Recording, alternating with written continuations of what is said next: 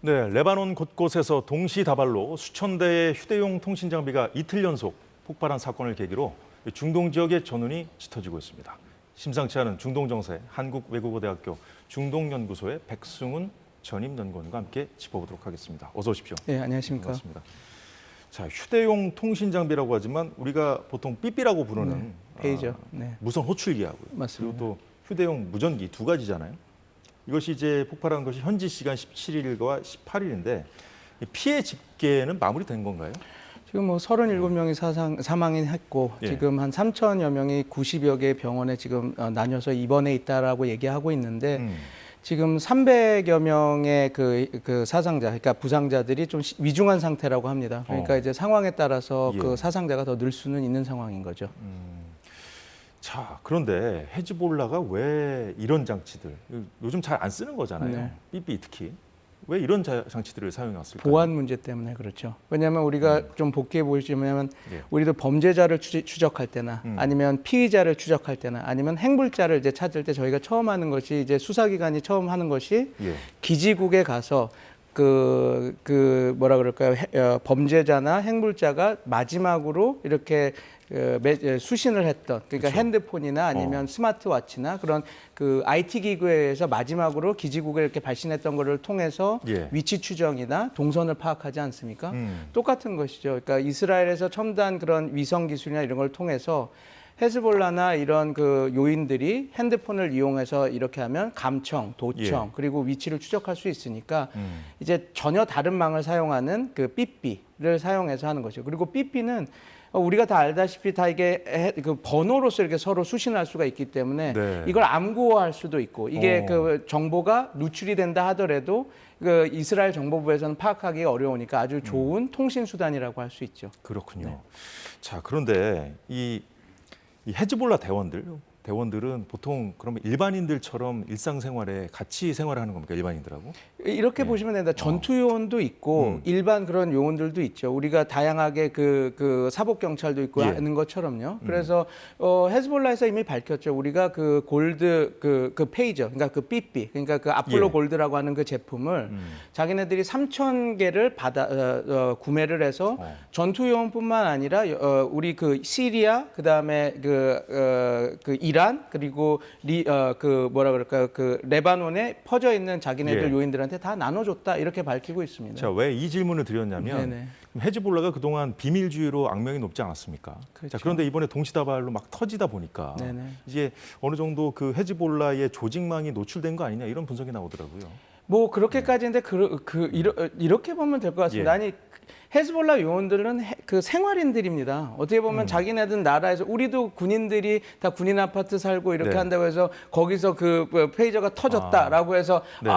누출이 됐다. 뭐 노출이 되면 군인 아파트 아니면 우리가 다 아는 벙커 아니면 뭐 국방부 어느 부대 이렇게 예. 되겠죠. 그래서 그거는 굳이 그렇게 안 보더라도 모사드 이스라엘 정보부의 모사드의 그것이라면 예. 위성이라든지 구글로도 충분히 다 추정할 수 있는 겁니다. 그래서 그렇게 보는 것은 좀 너무 나간 크게 그런 놀랄 만한 분석이고, 건 아니라는 아니라는 말씀이시군요. 얘기라고 보시면 될 것 같습니다. 이게 어떻게 터졌을까요? 그런데 원격 기폭 장치 같은 거라도 좀 심어져 있었던 걸까요? 그렇게 지금 보고 있죠. 왜냐하면 지금 뭐 다 이미 외신에서도 밝혀졌지만 그 대만, 이게 지금 아폴로 골드라고 하는 그 삐삐라고 하는 그 삐삐가 예. 대만 제품입니다. 그리고 지금 그 타이완이요? 워키토키, 네, 예. 타이완, 네, 타이완입니다. 대만, 타이완입니다. 그리고 네. 그다음에 그 워키토키, 그러니까 무전기를 사용했던 거는 아이콤 제품인데 이건 일본 제품입니다. 그래서 이게 다 그 제품인데 이제 밝혀진 바로는 네. 이제 이게 어떻게 보면 복제품이라는 게 밝혀졌거든요. 왜냐하면 그 대만 정부에서는 이미 그 재경부죠 밝혔습니다. 이게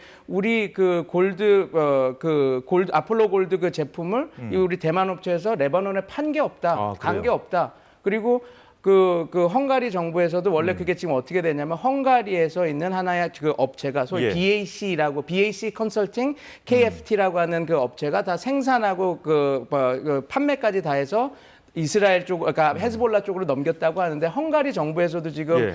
했는데 우리 쪽에서 나간 물품이 없다라고 그래요? 나오고 있거든요. 그러니까 이제 오리무중이군요, 한마디로. 근데 이게 이제 그 소위 말해서 페이퍼 컴퍼니 어떻게 서류상으로는 그렇게 나갔다라고 나온 거죠. 그러면 예. 이제 나온 게 지금 추정하는 것은 네. 이스라엘 정보부가 그런 그 세탁을 한 이후에 자 대만과 헝가리 대만 제품을 헝가리에서 위탁 생산을 하는 그 업체를 통해서 예. 헤즈볼라에 넘겼다라고 거기까지 밝힌 거죠. 그러니까 지금 추정해 볼 수가 있는 것이죠. 자, 그래서 좀 이스라엘이 지금 지목되고 있지 않습니까? 좀 오랜 시간 준비해 왔다는 얘기도 나오던데 신빙성이 있는 얘기인가요? 네, 이미 뭐 밝혀진 사실이 지금 그 BAC 그 컨설팅 KFT라고 하는 회사가 헝가리요? 네, 헝가리에 지금 그 뭐라 그럴까 대만 삐삐를 위탁 생산해서 헤즈볼라에다 넘겼다고 하는 회사가 이미 정지 작업을 했다고 합니다. 그러니까 이미 이제 그 헤즈볼라라고 하는 그 그룹이 자신네들의 통신 수단으로 삐삐와 무전기 이런 것들을 사용한다는 걸 파악하고 정보부에선 미리 그러면 안전하게 이 삐삐를 그쪽에다가 공급할 수 있는 업체를 그 안전한 헝가리에 만들어서 정지 작업을 했던 것이죠. 그래서 그 정지 작업을 하기 위해서 심지어 어떻게까지 했냐면 그 꼭 헤즈볼라 쪽만 판 게 아니라 그냥 일반 그 삐삐를 원하는 사람들한테도 파는 그래서 벤더가 여러 개 있는 업체로서 역할을 했다라고 합니다. 그래서 그런 안전만한 유통망을 만들어진 상태에서 헤즈볼라에 이걸 납품을 했고 그 아폴로 그 골드라고 하는 제품에 PETN이라고 하는 그런 게 폭발 물질인데 그게 그 고농도 질산, 고농도 황산의 그 유기화합물이라고 한답니다. 근데 이게 엄청난 폭발력을 가진 건데 조금의 그 충격과 연루도 이제 폭발을 할 수 있는 건데 그것을 헤즈볼라에 파는 물량에만 심었던 것이죠. 네. 이게 뭐 국경을 넘어서 여러 나라를 이제 추적하면서 조사를 해야 되다 보니까 이제 밝히기가 좀 어려울 것 같긴 한데. 자, 이스라엘은 좀 어떤 입장입니까? 이스라엘은 지금 침묵하고 있죠. 그런데 단 요 얘기는 했습니다. 되게 이제 뭐 언론에 흘리는 방식이 이제 뭐 이스라엘 방위군 담당자가 이렇게 얘기하길 우리가 그 삐삐에 폭탄문을 심었지만 일반인한테 가는 데는 다 안 하고 헤즈볼라에 가는 물량에만 했다 이런 그런 카더라 통신 이렇게 흘러나오긴 하고 있는데 공식적인 그거는 이야기를 특별히 우리가 이걸 했다 뭐 했다 얘기는 하고 있지 않은 상황입니다. 자, 그렇군요. 자, 그런데 이번 통신 장비 폭발로 민간인 피해도 있었던 걸로 지금 전해지고 있지 않습니까? 앞서 말씀해 주셨듯이. 그렇다 보니까 이제 국제사회도 비판의 목소리를 높이고 있는 상황인데, 자, 그런데 이런 비난 가능성 충분히 예견할 수 있는 거잖아요, 이스라엘이. 그럼에도 불구하고 이 시점에 왜 이런 공격을 감행했을까요? 그래서 이게 다들 좀 그 의아한 부분입니다. 저뿐만 아니라 모든 미국의 그 중동 전문가들이 다 의아한 부분인데 왜냐하면 갈란트라고 하는 국방부 장관도 여태까지 헤즈볼라와의 확산을 하지 말자. 일단은 그 하마스와의 전쟁 우선 그리고 인질구천이 우선이다라고 그 네타냐후 정부와 대립각을 세웠었거든요. 근데 지금 갑자기 이 일이 벌어지고 나니까 갈란트 장관이 나와서 헤즈볼라 군사작전이 있었다. 그리고 헤즈볼라를 막기 위해서는 우리가 불가피한 군사작전이라고 얘기를 하고 있습니다. 근데 선제 조치를 선제 조치라고 한 것이다. 그런데 이거에 대해서 조금 여러 가지 시나리오. 그래서 지금 왜냐하면 이스라엘이 이런 식의 그 폭발물을 심어서 그 불특정 다수에게 이렇게 공격했던 사례는 없었거든요. 그러니까 모든 국제사회 그 전문가들이 이제 의아해하는 겁니다. 왜 지금? 왜 이런 방식으로? 근데 이제 그래서 여러 가지 시나리오 분석들이 나오고 있는데 그중 하나가 이겁니다. 이미 이런 정지 작업을 통해서 그 헤즈볼라에 자기네들이 페이저, 그러니까 삐삐나 그런 무선 장치에 폭발물이 심어져 있는 것들이 다 풀렸고 이미 그 헤즈볼라가 파악을 했다고 합니다. 이게 이상하다. 우리가 받은 구입처가 조금 뭔가 이스라엘과 연결되어 있는 것 같다. 여기 무슨 뭔가가 있는 것 같다 해서 이걸 회수하는 조치를 지금 취하고 있으니 지금 그러니까 이스라엘은 이 문제에 봉착한 겁니다. 이게 만약에 헤즈볼라가 다 회수하고 이거를 공개적으로 터뜨려서 이스라엘이 이런 범죄 행위까지 하는 집단이다. 그러니까 3개국 다른 국제법을 위반하면서까지 3개국 다른 국가들을 이용해서 우회해서 폭발물을 심어서 이렇게 하는 집단이다라고 이렇게 그러니까 공격을 당할 상황이 벌어지니까 이스라엘 입장에서는 지금 터뜨려서 왜냐하면 지금 터뜨려서 이게 문제가 되면 지금도 국제법에서 국제사회에서 비난을 하고 있지만 이스라엘 입장에서 명분이 생기는 거죠. 어떤 명분? 지금 우리는 하마스와 헤즈볼라와 전쟁을 하고 있는 상황에서 우리는 국가 방위를 위해서 어쩔 수 없는 조치였다라고 이렇게 명분 쌓기를 할 수 있으니까 어쩔 수 없는 지금 선제적 터트린 조치였다. 거다. 왜냐하면 나중에 이게 묵혀서 정말 헤즈볼라가 다 회수하고 그래서 이스라엘이 이런 짓도 한 거다라고 공개를 했을 때 네. 그때 올 수 있는 충격이 이스라엘 입장에서는 그때 받아들일 충격보다는 네. 이때 이렇게 하는 것이 낫지 않느냐 해서 이런 공격을 감행했다라고 보는 시나리오 분석이 있습니다. 근데 그게 상당히 저는 지금 상황에서 네. 왜냐하면 이례적인 공격이었기 때문에 참 신빙성 있는 분석이다 이렇게 저는 이렇게 판단하고 자, 있습니다. 그렇다면 말씀을 정리해 보면 앞으로 벌어질 일에 대비해서 저 선제적으로 대응한 명분 쌓기 그런 측면도 있다는 그런 말씀인데. 측면도 분명히 있다라는 자, 시나리오 분석이죠. 자, 그런데 자, 헤즈볼라가 보복을 선언하지 않았습니까? 네. 근데 헤즈볼라가 보복을 선언한 와중에 또 이스라엘이 먼저 때렸단 말이에요. 네. 공습을 했어요. 네, 그것도 아주 이례적인 규모라고 하는데 어떻게 봐야 되겠습니까? 왜냐하면 예. 지금 만약에 이스라엘이 지금 가장 걱정하는 그 전선은 지금 3년 전이라고 하는데 뭐 후티, 헤즈볼라, 예. 이란인데 지금 이스라엘이 가장 걱정하고 보는 것은 헤즈볼라와의 전선입니다. 왜냐하면 후티는 너무 멀리 떨어져 있고 이란은 전면전을 하기에는 이제 뭐 저번에도 봤지만 예. 그런 그 미사일이나 드론 공격 외에는 특별히 전면전 지상군이 파견해서 전쟁을 하기엔 너무 멀리 떨어져 있거든요.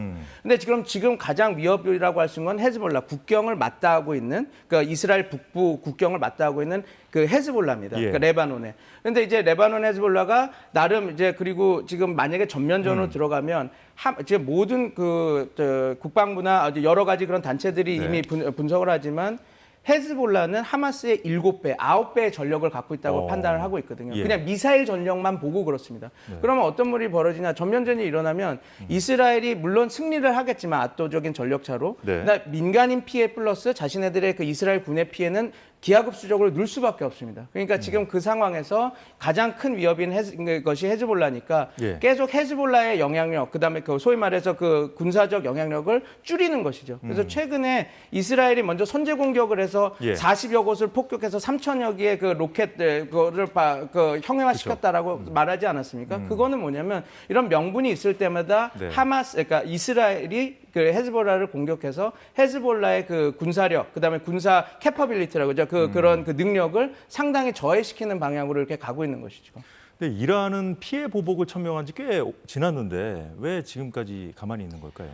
뭐 이미 지금 이런 상황에서는 상황에서도, 예. 지금 상황에서는 저도 어떻게 될지는 모르겠습니다. 이란이 그러나 지금 여태까지 왜 참고 있었냐 한다면 네. 이란은 페제스키안이라고 지금 진보주의자, 개혁주의자가 대통령이 됐습니다. 근데 이 개혁주의자의 그 가장 큰 정치 의제는 그 소위 말해서 이란 경제 제재를 없애는 것입니다. 그걸 통해서 좀 약간 경제 그 회복을 하는 것인데 예. 그게 왜냐하면 그 페제스키안이 대선 캠페인에서도 계속했던 것이 우리의 안보 문제는 경제 제재다. 이 경제 제재를 푸는 것이 안보 문제를 푸는 것이라고 계속 얘기를 했거든요. 네. 근데 만약에 여기서 확전이 돼서 지금 그래도 그나마 EU가 그래 그 JCPOA 그 포괄적 핵파기가 파괴된 거는 너의 잘못이 아니라 미국 잘못이니까 우리가 어떻게든 EU와 이란은 관계 개선해 보자고 그런 물꼬가 터지고 있는 상황에서 예. 지금 이스라엘을 공격해서 전면전이 돼버리기 되면 예. 페제스키안 대통령이 대선 공약 1호로 내세웠던 경제 개혁, 그다음에 경제 제재 를 이렇게 해제시키는 이런 것들에 대한 것들이 이제 자기 임기 동안 하기 어렵다라는 것이 돼버리는 거예요. 그렇군요. 그래서 예. 참고 있었던 거죠. 그런데 지금 만약에 사안이 계속 이렇게 확전이 되고 자꾸 이렇게 그 긴장이 고조되면 이란이 참여할 가능성도 높아지기 때문에 저는 그게 그쵸. 가장 지금 우려하는 상황이라고 세계인들이 가장 걱정하는 부분이겠죠. 맞습니다. 네. 자, 그런데 이 가자지구 휴전 협정이 지금의 국면을 좀 전환시킬 첫 단추인 건 맞잖아요. 그런데 물론입니다. 이제 중재 노력을 이끌 나라는 이제 미국밖에 없지 않습니까? 근데 미국이 지금 대선이 이제 얼마 남지 않았고 좀 국내 정치 상황이 좀 어수선하잖아요. 좀 중재하기가 좀 어려운 상황이죠. 지금 어려운 네. 상황입니다. 그리고 지금 이미 뭐 블링컨도 18개 항 중에 15개는 합의가 됐다. 아니면 그 전에 뭐 이집트와 카타르가 했던 제재안이 거의 90%까지 왔다 이렇게 이야기를 하고 있지만 예. 저는 늘 제가 기회가 됐을 때 말씀드리지만 이 안이 안 되는 이유는 딱 하나입니다. 이스라엘은 완전 정전을 할 마음이 없습니다. 하마스와. 하마스는 지금 예를 들어서 그 임시 정전을 통해서 어떤 인질 협상이나 그럴 마음이 없습니다. 왜냐? 임시 정전을 해서 인질 협상을 해서 이스라엘한테 인질들을 다 돌려주고 나면 그들은 사용할 수 있는 어떠한 그 무기나 어떠한 그 뭐라 그럴까요? 예. 자기 그 협상을 협상 할 수 있는 카드가 없다. 카드가 없는 거 없어지는 겁니다. 비인도적이군요. 그렇게 되면 이제 어쩔 수 없이 이스라엘이 소나기에 들어갈 수밖에 없는 것이고, 그러면 이스라엘이 그럼 과연 인질을 다 빼내고 나서 아 그래 인질이 다 했으니까 평화 협상을 하자 할 것인가, 아니면 아 그래 이건 이거고 이제 임시종전 끝, 우리는 이제 군사작전 라파 작전 마무리해서 하마스를 축출하겠다라고 이렇게 딱 되면 하마스는 정말 괴멸이 되는 것이거든요. 그러니까 지금 협상할 수 있는 예. 그 어떤 게 보면 둘 다 협상이 이루어지려면 둘 다 그 납득할 만한 카드가 있어야 되는데 지금 그게 계속 평행선으로 부딪히기 때문에 협상이 네. 안 됩니다. 그래서 뭐 협상이 거의 될 거다 안 될 거다 얘기하는 것은 그 핵심 안이 해결되지 않는 이상 더 이상 되기는 협상이 타결되기는 쉽지 않은 상황이다, 이렇게 보시면 될 것 같습니다. 요즘은 전 세계가 정말 그 하나로 연결되어 있는 시대다 보니까 우리 안보에도 영향을 미칠 수 있는 상황이기 때문에 잘 주시해 봐야겠습니다. 자, 오늘 말씀 여기까지 듣지요. 백승훈 한국외대 중동연구소 전임 연구원이었습니다. 잘 들었습니다. 네, 감사합니다. 네, 사사건건 오늘 준비한 소식 모두 전해드렸습니다. 저희는 다음 주 월요일 오후 4시에 다시 찾아뵙겠습니다. 여러분 고맙습니다.